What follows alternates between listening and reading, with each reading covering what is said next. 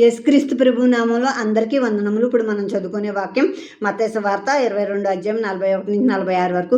ఒకప్పుడు పరిసయ్యులు కూడి ఉండగా యేసువారిని చూసి, క్రీస్తుని గూర్చి మీకేం తోచున్నది? ఆయన ఎవని కుమారుడని అడిగాను. వారు, ఆయన దావీదు కుమారుడని చెప్పిరి. అందుకు ఆయన, అలాగైతే నేను నీ శత్రువులను నీ పాదముల క్రింద ఉంచే వరకు నీవు నా కుడిపార్శ్వన కూర్చుండుమని నా ప్రభుతో చెప్పెను అని దావీదు ఆయన్ను ప్రభు అని ఆత్మవలన ఎలా చెప్పుచున్నాడు? దావీదు ఆయన ప్రభు అని చెప్పినట్లు ఆయన ఎలాగో అతని కుమారుడగునని వారిని అడుగగా ఎవడును మారుమాట చెప్పలేకపోయాను. మరియు ఆ దినముల నుండి ఎవడును ఆయన్ని ఒక ప్రశ్నయు అడుగు తెగింపలేదు. ఇప్పుడు యేసుక్రీస్తు ప్రభు పరిసయ్యులను అడుగుతున్నారు, ఇప్పుడు క్రీస్తుని గురించి మీరు ఏమనుకుంటున్నారని. ఇప్పుడు ఈ పరిసయ్యులు అంటున్నారు, ఆయన దావీదు కుమారుడు అంటున్నారు. నేను నీ శత్రువుల్ని పాదాలకు పాదపీఠంగా ఉంచే వరకు నువ్వు నా కుడిపార్శ్వం కూర్చో అని నా ప్రభుతో చెప్పినాను ఉంది కదా. ఇప్పుడు ఈ మాట కీర్తనలో 110 అధ్యాయంలో ఉంది. ఆ ప్రవచనం ఇక్కడ చెప్తున్నారు యేసుక్రీస్తు ప్రభు.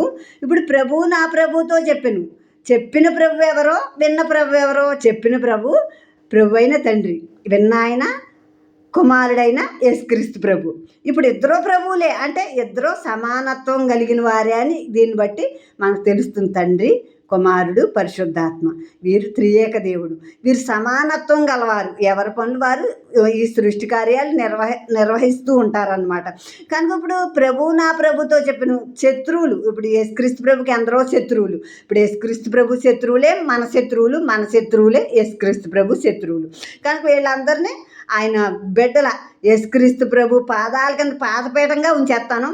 మన పాదాల కింద కూడా పాదపీఠంగా ఉంచే వరకు నా కుడిపార్శ్వం కూర్చో అని తండ్రి గారు కుమారుడైన యేసుక్రీస్తు ప్రభుతో చెప్తున్నారు.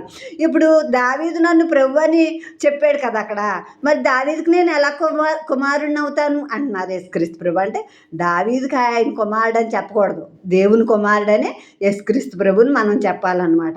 పరిశుద్ధాత్మతో రాయబడ్డాయి ఇవన్నీ కనుక మనం చక్కగా అర్థం చేసుకోవాలి.